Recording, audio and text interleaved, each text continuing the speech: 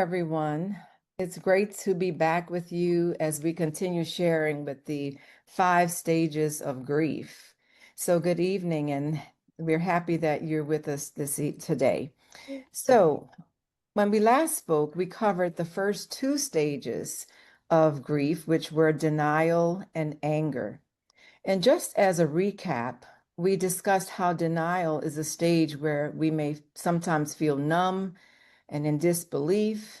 It may occur in the early days after we've lost a loved one, because it's really hard. It's hard to believe that someone that's so important to us is not coming back.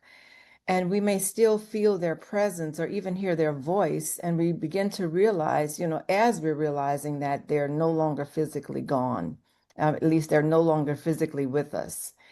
And so the second one, we spoke also about anger. And we said that it's a natural emotion, and especially after someone that we have loved has died. Because, sometimes we might look at death as cruel or, unfair. It could be because we might feel that our loved one has gone too soon, or we might have had some plans for the future. And so anger is natural for us to feel that. It's very common. And sometimes we're angry towards the person that has died, or sometimes, to ourselves because we didn't do some of the things that we may have wanted to do.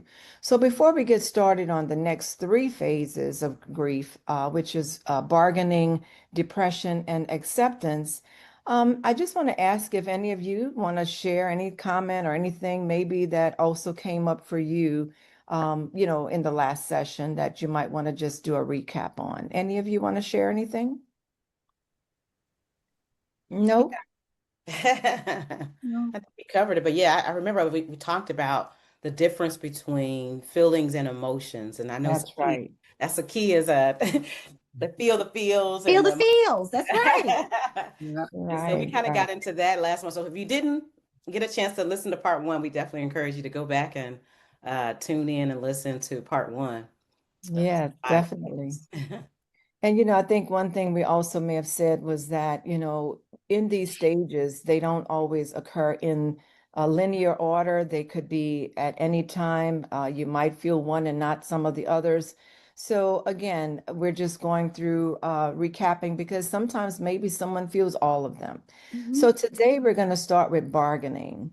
And, bargaining, as I mentioned, sometimes you're angry, because your loved one has passed. And so, with that pain that comes from losing a loved one, sometimes it's just hard to accept that there's nothing else that you could have done. And so then we begin thinking and bargaining with ourselves and making deals with ourselves and saying things like, what if I had done this or that? Or maybe I should have done something. So it's common to find ourselves going over and over, with what has happened and asking those what if questions, wishing that we could turn the clocks back, and do something different so that our outcome would be different. And so when I was thinking about bargaining, I thought about my sister. She lost her husband. And, I remember her saying a lot of, I wish I had known that Joe was so ill, and then she was even saying, asking herself, why didn't I see this coming? Because he had been sick for a while, but she just didn't know it was going to be that soon. And so she was beginning to bargain and saying, if I had only known, if I had only done this, that, or the other. So bargaining brings also a feeling of guilt or even regret within a person that's grieving. It's a feeling of guilt, you know, because of love, they that deep sense of love or even a sense of responsibility. Mhm. One might feel that they are responsible for doing certain things, and it makes me think of another situation just recently, maybe a month or so ago. I lost a good friend and his wife, he got sick one evening. Well, I don't know how long he was sick, but I know one evening, or like a Wednesday, they went to the hospital. They diagnosed him with pneumonia, and then by that morning, he was gone. And so I know some of the things that she may have been sharing is, maybe we should have gone to the hospital sooner, or, some of that bargaining. What if I had done this, that, or the other? So again, bargaining is something that you do because you want to relieve the pain. Um, you want to just think of things that if you had done something different, maybe the diagnosis or maybe the situation wouldn't have occurred.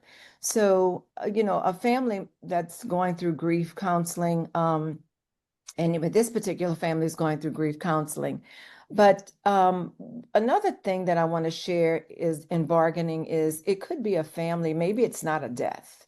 It could be a family that's splitting up. And sometimes it might be the child that's saying, to God, God, if you just get my parents back together, I'll promise I'll be good. So a bargaining can also be from a spiritual aspect, bargaining with God or higher being that, again, it's somebody taking the guilt, feeling guilty about something and promising that they'll do something different or they'll be better, if their parents could come back together. So bargaining, I would say, is the bridge between that pain and acceptance. And, I don't know if any of you have experience with bargaining that you might want to share as well. So someone may share with bargaining, but I did want to plug this in, Jen. When you talked about um bargaining is that phase where you try to figure out what you could have done differently or what you can do differently to prevent something from happening. I look at it as one of the most pivotal parts of the grief process because you use the word bridge. It is the part that kind of helps you process that sometimes it's nothing that you could have done differently. Before the bargaining stage, you have the denial and you have all of these others, the anger, but now it's like, what really could I have done? And in that process, we don't sometimes find the answer. So of course that's going to lead us to the next one for me, but I just thought it was interesting to point out that that is a very pivotal part of the process, of the grieving process. Yes, yes. And I know I've done the bargaining in, my life as well. I remember when my mom got really ill and we took her to a hospital, and it wasn't the hospital that I wanted her to be at. And we never, she didn't come home. And I bargained a lot after that. If Mhm. I had only taken her to this other hospital, which I felt was better. But yeah, did somebody else want to say something? no, I was going to comment too, and was just piggyback off to what Sakia was saying about that bridge. I really like that too, Jennifer, what you said about the bridge, and just it made me think about, um, it's just it shows movement, it shows progress, really. Yeah, I yeah. get when you can get to that stage of, you know, I'm starting to question, I'm starting to Mhm. challenge, what's happened to me, and I can definitely attest to it as well. When my husband passed away, it was like it was sudden, and I remember, we were out somewhere out and the paramedics had to come and get him.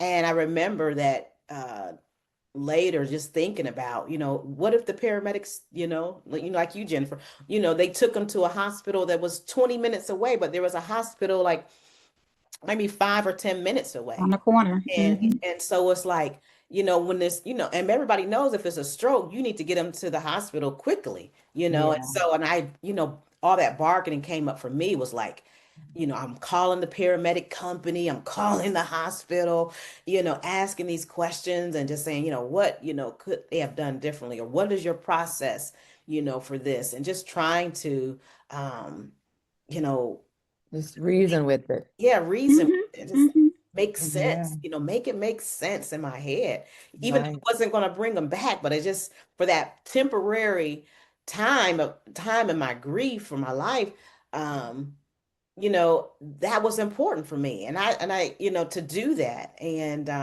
even I think for me, I questioned my own, like, what if I had a, did something different,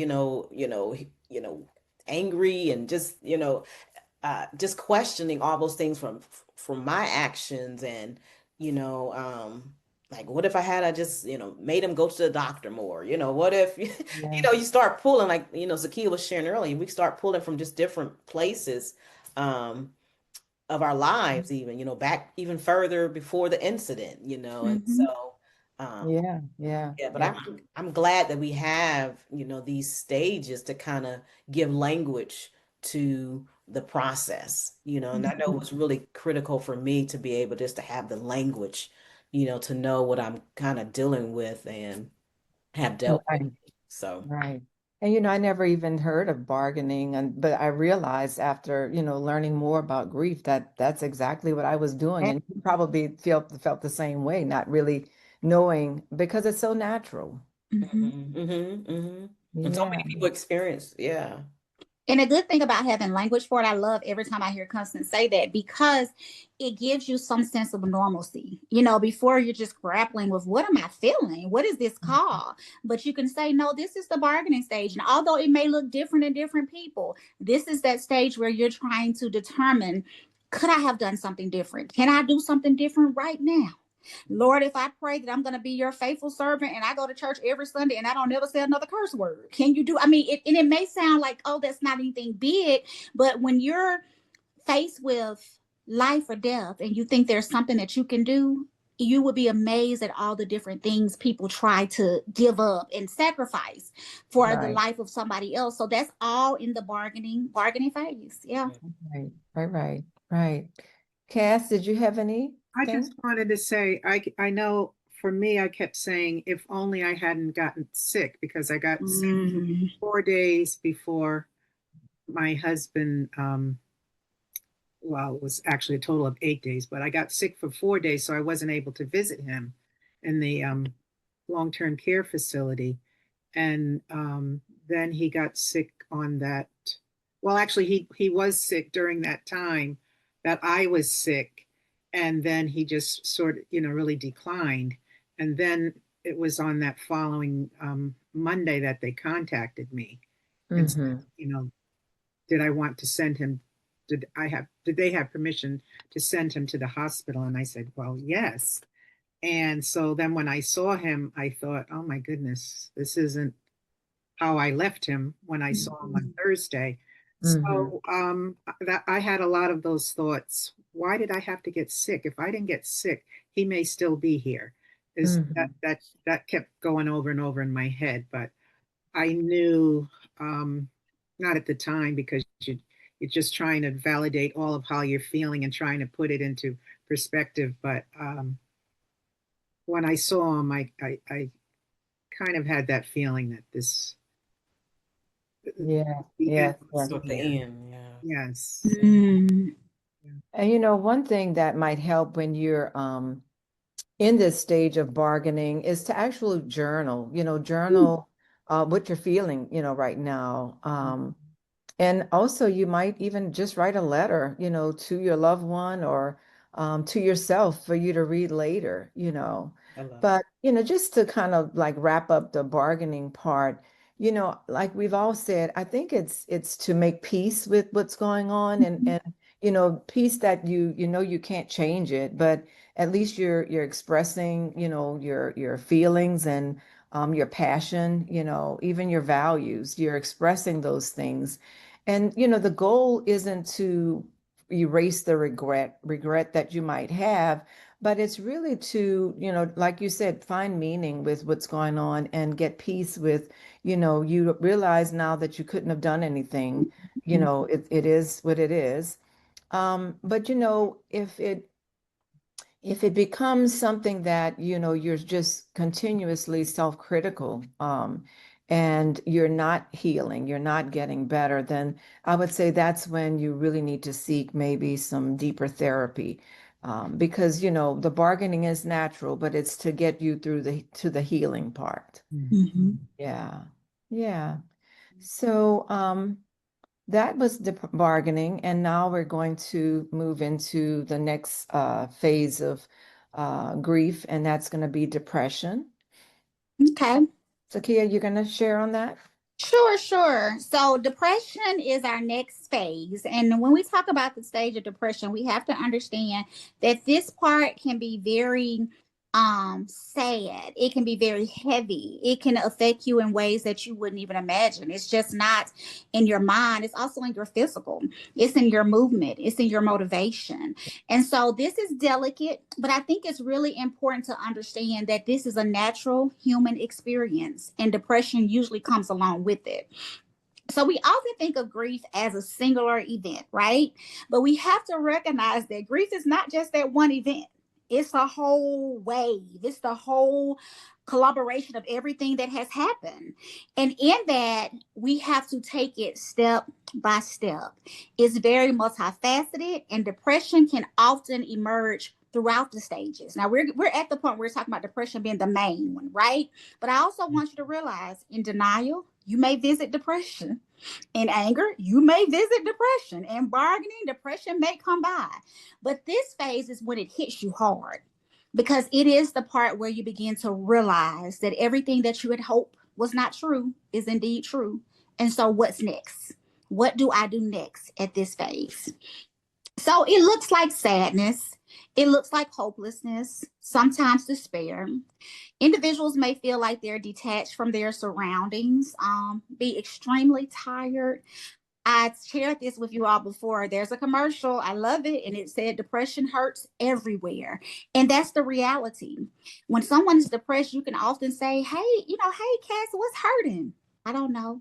Everything. Everything hurts. Cass, why are you so tired? You hadn't done anything. I don't know. My body's just tired.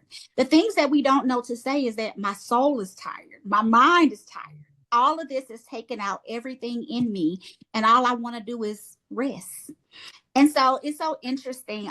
This is not in my speech, but at the beginning of because we're transparent, right? At the beginning of our session, y'all, Constance said, y'all, we got to pray.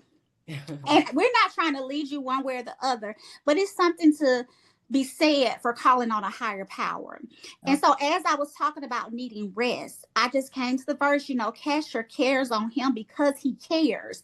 In depression, sometimes you go to those things that have sustained you for a long time, the scriptures, your friends. And then we got the other side of the coin where you go to the food that comforted you. Mm-hmm. Some coping skills are not always the best. The drinks that comforted you, right? So these are all different phases that you can go through during depression. It's also important to understand, y'all, it is not a personal failing or a weakness. I'm going to leave it there. I'm going to say it again. Just because you're depressed does not mean that you have failed or that you are a weak individual. Yeah. Now, I'm going to stay there because I want you guys to talk about that. I often hear the phrase, check on your strong friends, or people who say, she's not as strong as me, so that's why she's depressed. Mm-hmm. I want you guys just to talk about your thoughts surrounding those statements around depression.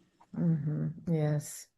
What I'd like to say is, I think when you're able to break down and not mask anything and all of that, I would say, you're strong. You're being who you need to be in that moment.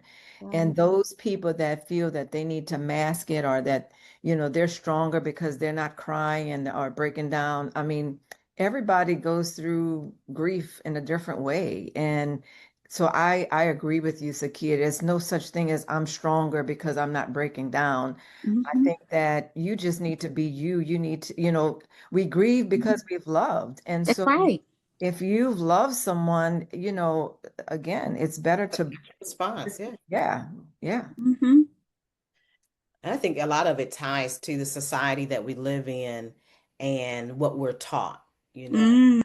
And it's so ingrained, and so I think that's why we need to have more conversations about grief, to talk about it, to face it, to confront it, and to let people know it's okay to grieve. And so I think like I said, that conditioning of our society, especially here in the Western, I don't know about other cultures, I can't, speak to that, but, especially in these Western cultures where you talk to toughen up, Mm-hmm.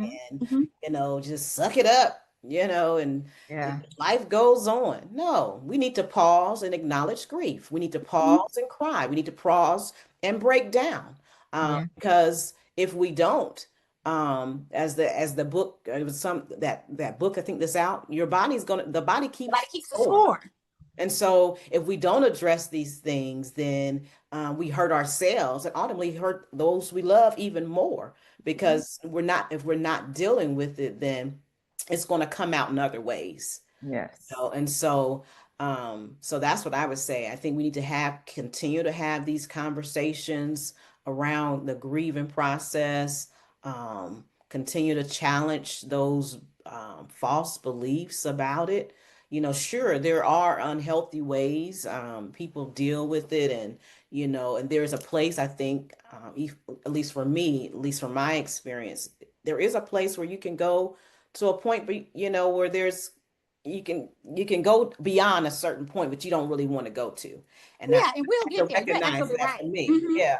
And so, but as far as the depression, it's just normal. I think it's normal. There's a normality to it, especially when you're grieving the loss, like Jennifer said, grief is the price. The grief is the price we pay for Pay love. for love. Mm. Yeah. And so we can't, minimize that love. We got to acknowledge that this is a huge loss. Mhm. It's a Yes. huge loss. It's a huge void. Mm-hmm. And so I can definitely, attest to that as far as losing a spouse. I mean, it's huge. It's not Mm-hmm. something that you gloss over or just pick up the next day and keep going. No, no, Mm-hmm. I'm gonna grieve this. I'm gonna feel the feels.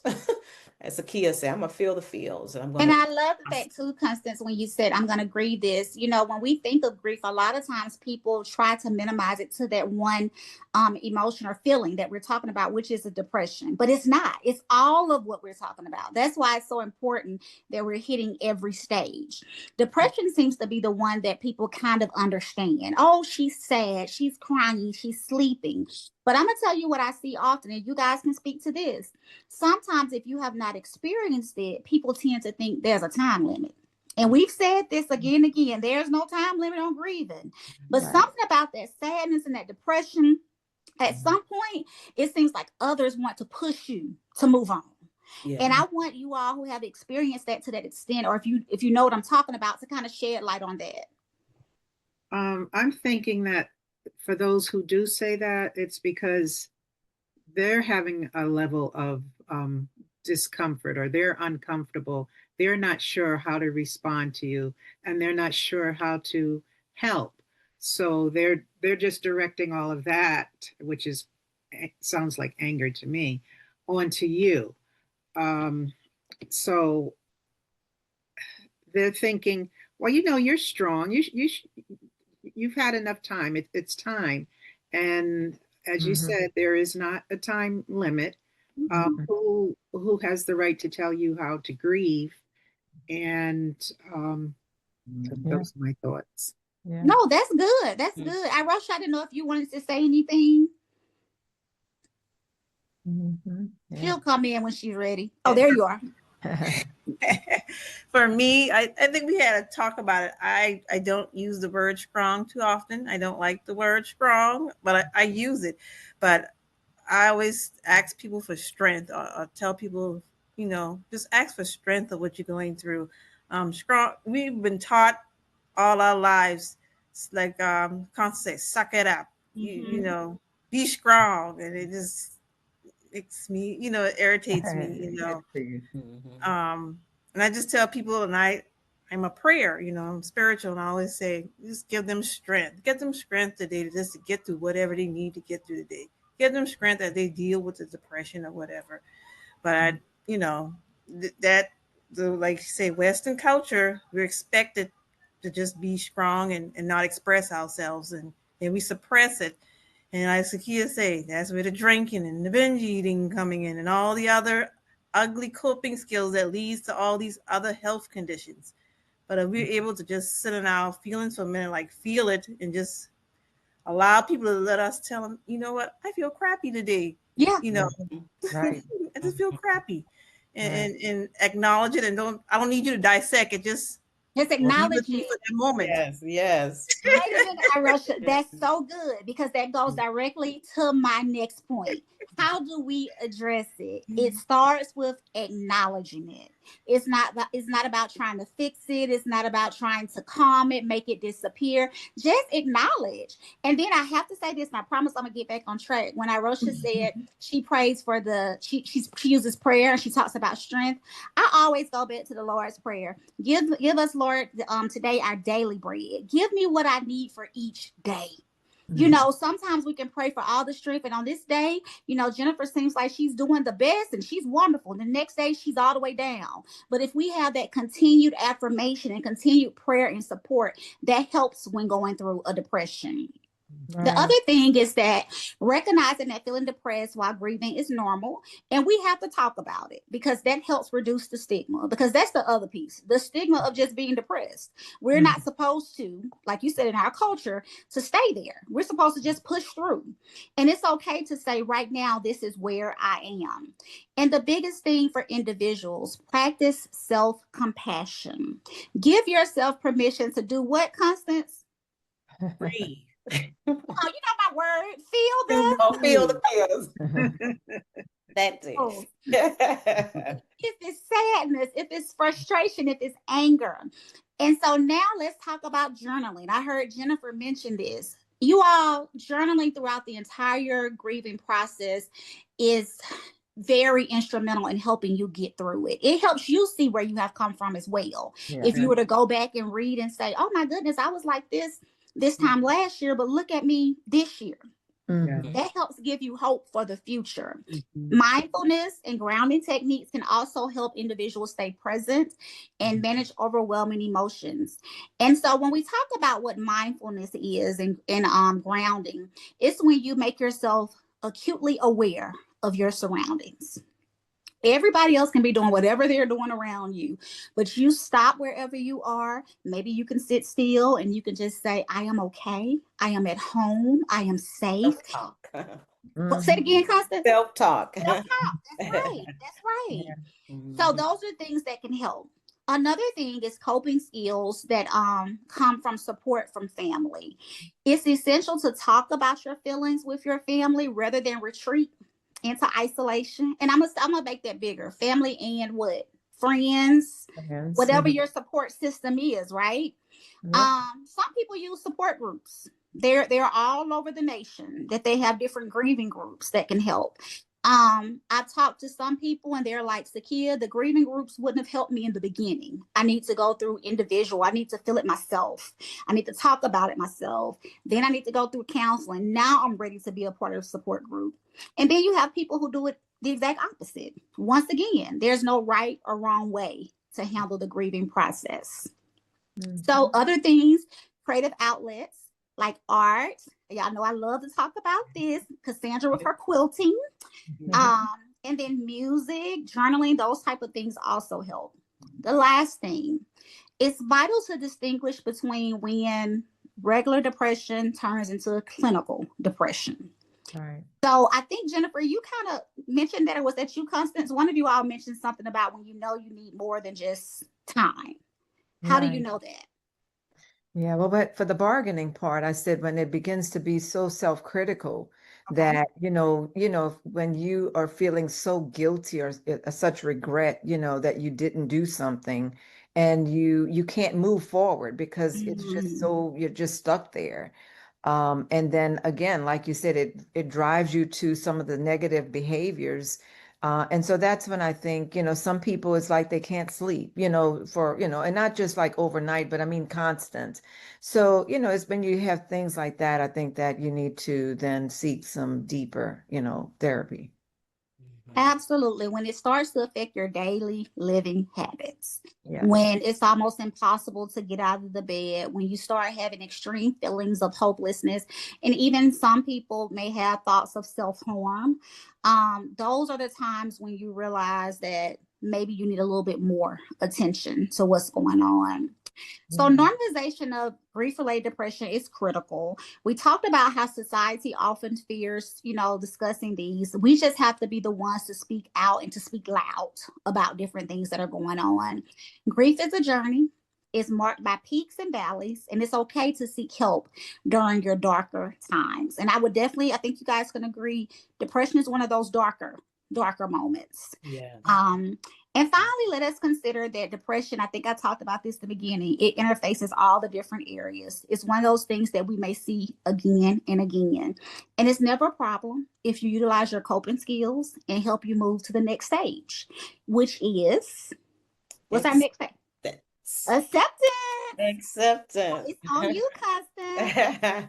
All right, so we're going to get into talking about the fifth stage of the grieving process. And again, as we've shared through part 1 and part 2, these stages are not linear. You know, you're going to revisit, you may be in acceptance one day and go back to bargaining. You may be in acceptance one day and go back to denial or depression, you know. And so it's all, you know, like Sakia said, depression is all the way, it's intertwined throughout the whole thing. Yeah. But yeah, so acceptance, yeah. So it's a stage, and I got this quote, and so I want to read this quote to you guys. Acceptance is the stage where you finally accept that the result will not change. It's coming to a place where you can still feel pain, but you're no longer resisting the reality of the situation.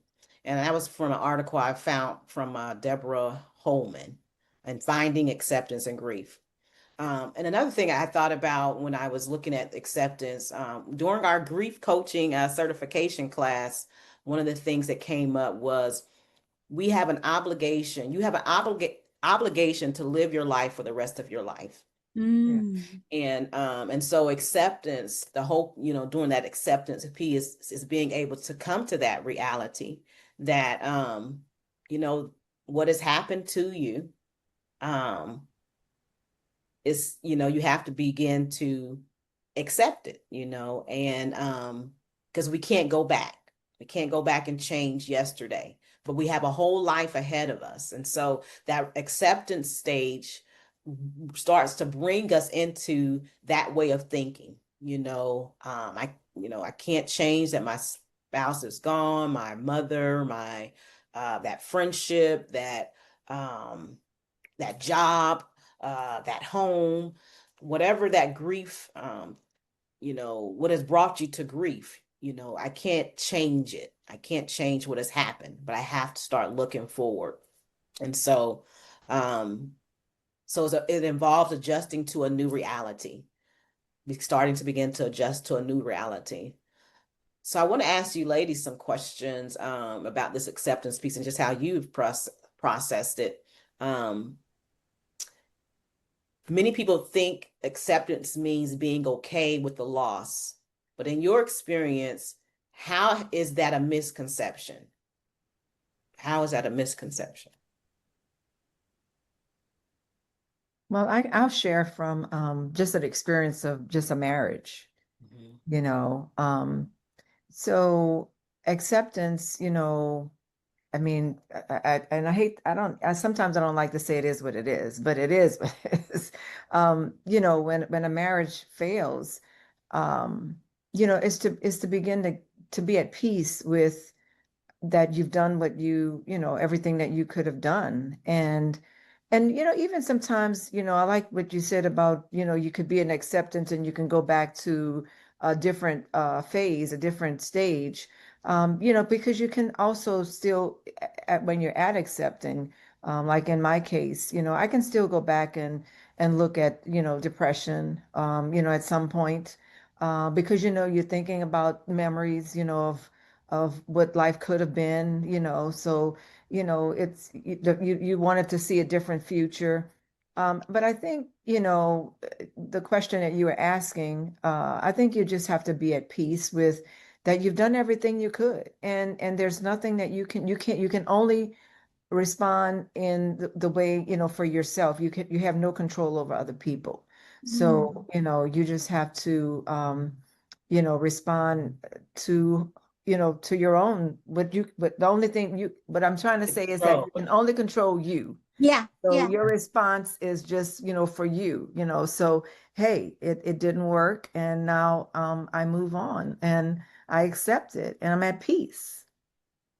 I feel like acceptance looks different for different circumstances. I love the fact that you use the one of a divorce. I have grieved horribly, terribly, some friendships.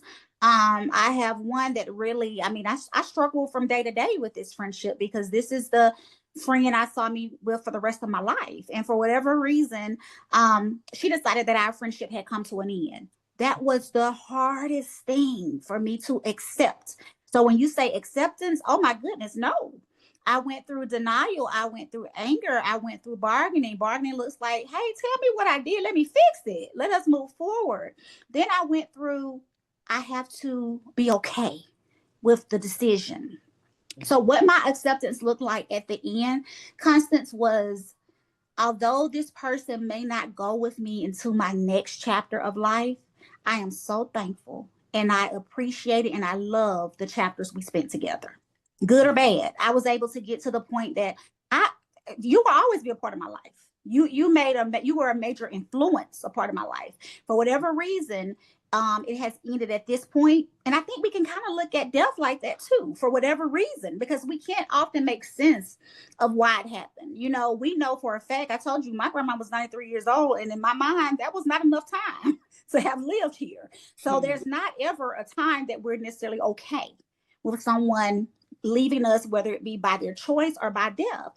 But acknowledging and saying, I can accept it because I'm so glad it happened. That's kind of how I look at acceptance, if that makes sense. Mm-hmm. Yeah, getting to that place, I think, and that shows the growth, when we can look back and be able to make those deductions, and assess it and just look at it from, a healthy standpoint where, because we have no control. We have no control of other people. As Jennifer said, we can only control our response. Mm-hmm. And so, and I know for me, acceptance was a hard road. After losing my husband, it took me, I just didn't want to deal with the reality of it, even though it was reality. I still tried to distance myself from the reality of it in my mind. And I remember just that struggle. But when I got to that, so I wore my wedding ring for a year after my husband passed. And on the anniversary of the first year anniversary of his death, I decided to take my ring off.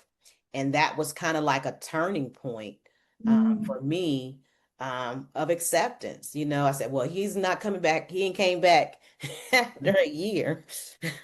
I guess, he's not coming back, and so, but it was a turning point for me. And I think we all have to get there. Does anybody else want to share what was the turning point for you for accepting the reality of your loss? I think my turning point was the summer after my husband passed. So that was about I think about 16 months later. And I was working at this summer camp at this Camp Harkness, which was next to this park that my husband and I used to frequent. We were there all the time, and we always used to wonder what's going on over at that, on the other side, because you could only get in there if you knew the code to get in. And so I ended up getting a job there. And that was like, I felt him there. I felt his presence there that whole summer. And that was the summer that I felt that I found peace. Yes, it was a new reality. I never thought I was going to do overnight camp. Never, ever thought that. And just it seemed like God placed me where I needed to be. And it just really was like my turning point. After those 12 weeks were over, I think it was 10 to 12 weeks were over. And each day I'd get up, I got to see the sunrise. I got to just be at the beach, sit there, here, listen to the waves and the ocean. And it was I think it was the environment itself and just the fact that I knew how much he would enjoy being there as well. So that was the summer I found peace. And probably about 5 months after that was when I restarted quilting because I couldn't, I was blocked as far as my creativity. So I started quilting and Yeah. I've continued since then. Mhm. And I like something you said. You said when we let go of what was, we Yes. give ourselves permission to let go of what was. Mhm. Then we can find that there's a whole new world Yes, ahead of us. exactly. And so sometimes the longer we stay, but take your time. I think people you take your time. 'Cause everybody's, time frame is different when you can finally let go of some of it. Because sometimes, like we said, this is not linear. Sometimes you let go today and you pick it up 3 months. Mhm. Yeah. Three months. But even when you do that, it's only for a time period because you've Sure. already worked through. Yeah. But we're human, so we could slip back, and Mhm. And it's and I okay. don't even want to use the word slip because it's not, it's natural. Something may have triggered us, and so we have a memory. So it's okay. It's okay. But we're still moving on that journey towards healing, and yeah. Yeah. Mhm. And that's where I'm thinking where 𝐍𝐸𝐾 says feel the feels because you could hear a song and it just like takes you right back. Right. It's like, Mhm. oh Right. boy. You cry, the song's over, and then you're back to okay. Right. You don't stay there as long. Don't stay there. Right. Mhm. Right. As long. Yeah. So my therapist mind was just rolling when you all were talking. I had to mute myself because I love like chiming in, and I was like, "Yeah, that's it." So I want to know, what do you all feel? And it's not a right or wrong, just discussion. What comes first? Is it peace and then acceptance, or is it acceptance and then peace, or does it depend? That's a good one. That is a good one. Because I was actually going to say that, when Irosha was talking about praying for strength, initially she said she doesn't like to use the word strong, but praying for strength, I see strength in that word, and that meaning praying for peace. So I kind of think, I don't know, some parts of me might feel like I'm beginning to feel peace. And then I get into, accepting that that's where we are. But it could be the opposite way. Yeah. Mm. Or a little bit of both. I think they can maybe be even intertwined. I don't know what came first for me, acceptance or peace, or they came together. They They came came together. together. I think when you're at As peace, you you could accept. it's like a gradual. That I think Yeah. accept is gradual, Mhm. until that one day you wake up and it's like you're a little bit further. You're a little bit further, Mm. and a little bit further accepting it. And then you start to get into, looking at, well, what am I going to do now? What does my life look like now? Yeah. Mhm. And I think once I started asking more of those questions, then the grief, it starts to kind of like you get further distant from those initial, overarching pain, and you get further and further away once you can start turning your sight towards the future or what's Mhm. ahead. So, but I love that question. That was good. Yeah. Arosha, what about you? It comes and it goes for me. Um, like everyone shared, I just recently threw away all of my mom's stuff Okay. in her bathroom because it was still set up like she was coming home. And about 2 months ago, I threw it away, and it was a sense of peace. But I'm still, like you say, it comes and it goes. But I have a sense of peace once I had, for me, once I had decided to throw it away because in my head, I'm thinking, oh, that's my mom's stuff. And she'll be, thinking in my mind, she'll be back. But I know reality, he's gone. But just seeing those things there, it just kept bringing the acceptance back. Every morning I would see it. And finally, after 2 years, I bagged it up threw it away. And that night I felt like a sense of peace. Mhm. Okay. Yeah. And how long has it been It's at been that point? Since the peace, Yeah, since your mom. Or 2 years. It's been Okay. 2 years. so yeah. Mm-hmm. Mhm. So that lets us know, this is a journey, you know. Mhm. So I think that's what all the 5 stages lets us know. It's a journey, it's a process. You Mhm. know, it's not overnight, Mhm. but we go through these stages of life. It's a part of life. Grief is a Part part of of life. Yeah. I Yeah. would like to say before we end, acceptance can also be looked at as integration, where you give yourself permission to move on. That's like the part when you can say, I've accepted, I've given myself permission. And I'm not going to say to move on and forget, but to continue to live, continue to explore, continue to see what's up ahead, as well as taking all that you have gained from that relationship on with you into the next season. So I think that's another way to look at acceptance too. Mhm. And that brings up this would be my last question. How can we what would you guys share about moving toward that acceptance without feeling guilty or disloyal to your loved one? Did anybody experience that or can maybe share? I could make mine's like a sense of humor because when I threw my mom stuff away, I said, "Okay, mom, I'm throwing these stuff away. Doesn't mean I forgot about you. I know you know. I still love you, but it has to go now. It's Okay. it's making me sad." And that was my way of letting you know I'm not forgetting about you. You always will be here for me, but those stuff had to go. Yeah, Constance, I think that was a great question. And I have 2 things I'm thinking about, but I remember, unlike, you, Arosha, my dad, wanted me to clear out my mom's things out of the closet, almost, really right shortly after.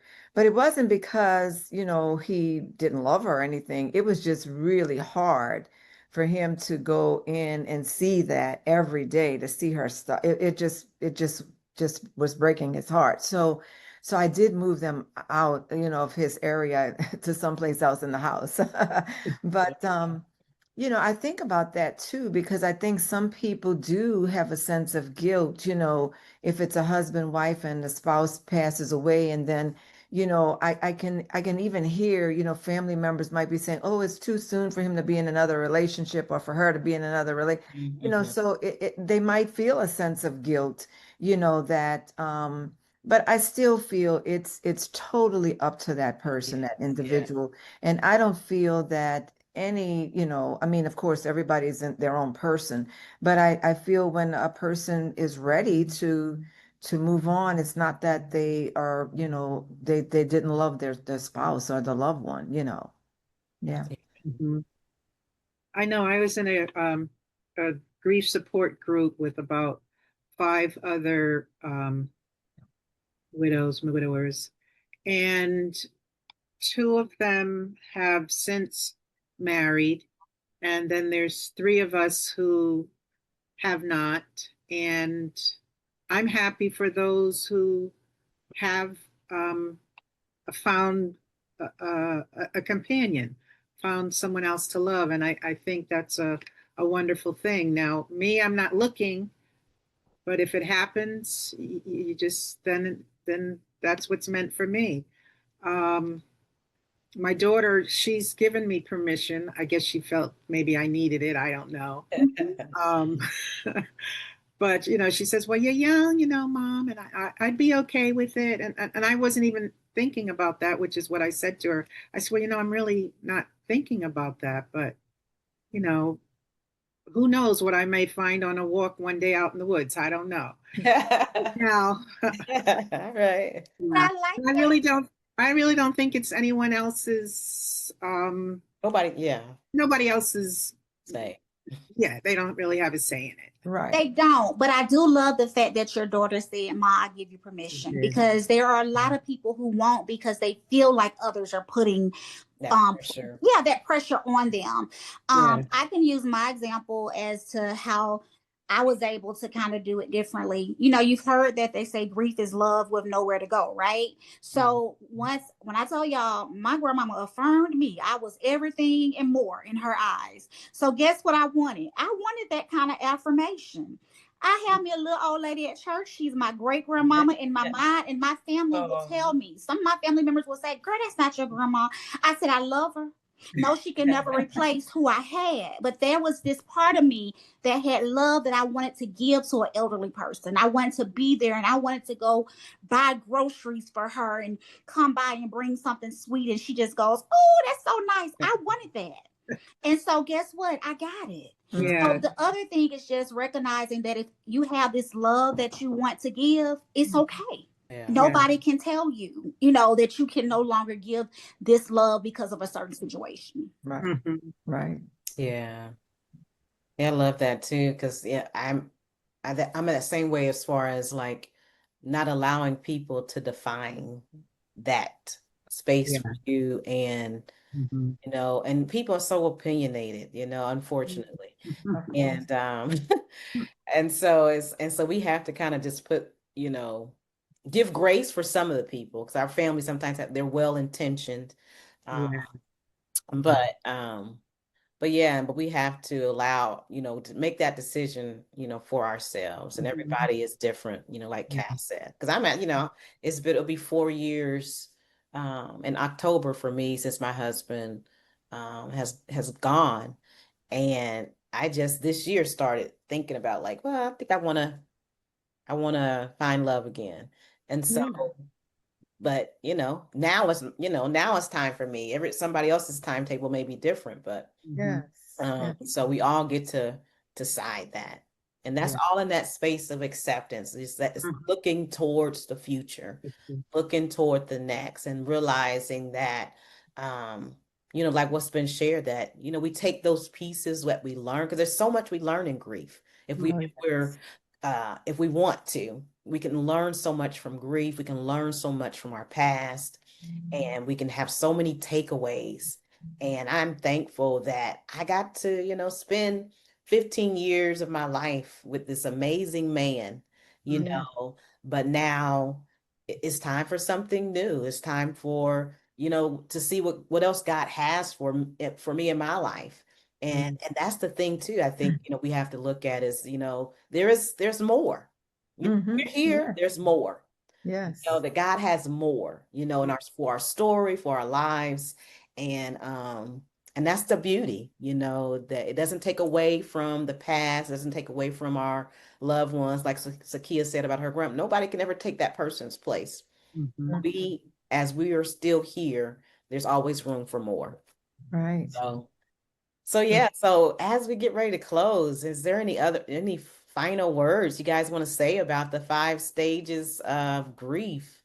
Well, Takeaways, I just want to say, just to piggyback on what you said, we're still in this journey of life, and one thing I just want to say is it's just, I'm very grateful to be amongst all of you, because we're hearing each other's stories, and it's all about love and growth and support. And so I'm just grateful, and I'm very happy to be with the group here. Yeah. That's good, Jennifer. I was just going to say, for my little final thoughts, a reminder to everybody who's watching. We say it all the time, grief is heavy, but hope what prevails. But the other piece of it is that your story is not over. We are connected. This navigating grief with the sisterhood, we're connected because we either had an interest in grief or loss, or we have experienced it. We have this great sisterhood, this great connection, because we've lost. So there is still room for growth. There's still room for beauty. There's still room for love. And I love what Constance said, if you look for it and if you accept it. So that's my final thoughts. And yeah, I love you ladies. We get all this Cassandra, Arosha, final thoughts? I have a quote that I found from Elizabeth Kubler-Ross. Okay. And it says they were, and she's talking about the 5 stages of grief. They were never meant to help tuck messy emotions into neat packages. They are responses to loss that many people have, but there is not a typical response to loss, as there is no typical loss. Our grieving is as individual as our lives. Wow. I love that. I love that. It really is. Yes. It really is. Hi, Rosha. I love that. Okay. Well, we thank you guys for joining us on the 5 stages of grief, part 1 and 2. And we look forward to seeing you all again on our next episode of Navigating Grief with the Sisterhood. And always remember, grief is heavy, but what, ladies? But Hope hope prevails. prevails. All right, bye for now. See you Bye, next you time. all. Bye. Bye-bye.